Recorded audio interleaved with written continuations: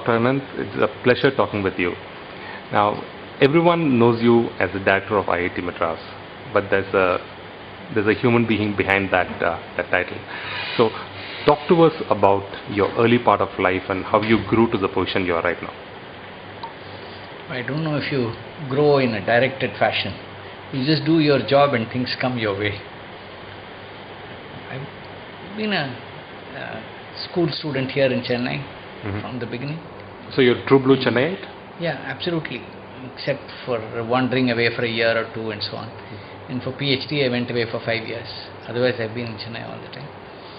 And I did my schooling first in Children's Garden School. And then I switched to English medium in Rosary matriculation because at some point of time my mother felt that Tamil medium won't do. You have to switch to English medium. And I learnt English very quickly because of an Anglo-Indian teacher whose Tamil was so bad.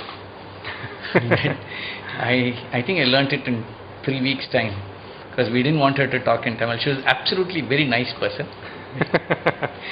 So after that I studied for 2 years in Rosary Metric, then I went to Madras Christian College School where we had a wonderful headmaster, Mr. Kiruba Jacob. In fact, we had a centenary celebration 2 years ago.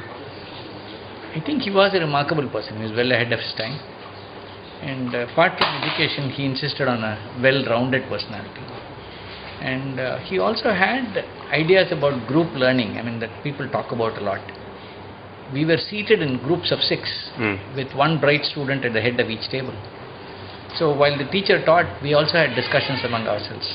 And as long as we didn't make too much noise, nobody minded. Okay. I think that was a remarkable setup. But after school, I went to Vivekananda College for a year. We had really good teachers there. Then I went to AC College of Technology to do my chemical engineering. Where's that? It's right opposite IIT. It's part of Anna University now. And are you talking about the Anna University, the Gindi College of Engineering? Yeah, it's the Gindi. It's next to the Gindi College of Engineering. It was a separate college in those days. It was merged with Anna University later. It was earlier with Madras University. Did my chemical engineering there. And then I went to the US and did my PhD in chemical engineering. Which university? So it's the University of Florida. In those days, and this is way back in '67, not many universities gave you aid in the first semester. So University of Florida had a Center of Excellence grant that year. They gave us aid. So I did my PhD there and then came back to teach in IIT. I've always wanted to be in Chennai. I like the city in spite of its weather. And I've been here now. And I've always wanted to teach and do research. IIT was a wonderful place to be in. So tell me about that thing. It's very difficult to, you could have, if you easily had a choice to take on a very lucrative corporate career, and I'm sure. And any reason why? No, it's just philosophically, basically, I've been always, my father was a businessman, we've been well off. But more importantly, I think in our tradition, it says you can either have the goddess of wealth or the goddess of learning in your house. You can't have both. That's the old saying. And the goddess of learning is described as Chanchala, somewhat fickle-minded. She'll be with you today and she'll go away tomorrow. The goddess of learning is somewhat more permanent. Actually, more importantly, apart from all this, it's not as if I dislike money.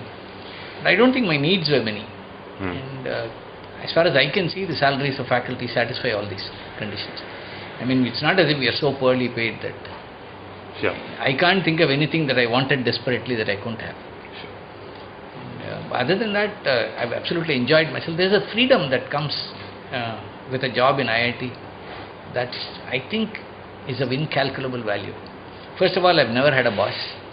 And I've said that to my young faculty because although I am the director of the institute, they know fully well that I'm not the boss. But you are the boss. Well, I'm a boss in a very generic sense. The whole idea of an institution of higher education is that you hire people who are very bright and let them bloom.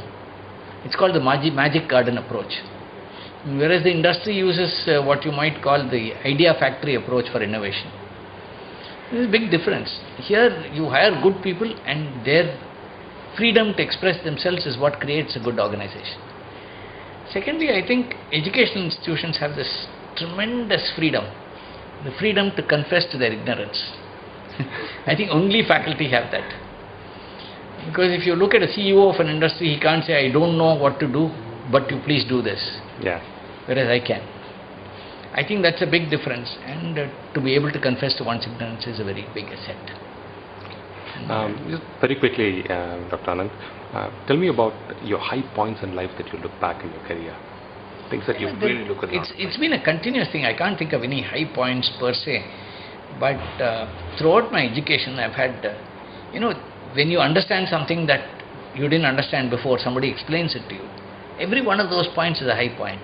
In fact, I keep saying when we teach, I see students who understand a concept, you see their faces before and after, and that's really the place where I see the big difference. The cosmetic industry keeps putting up faces. Very often the face before looks better than the face after.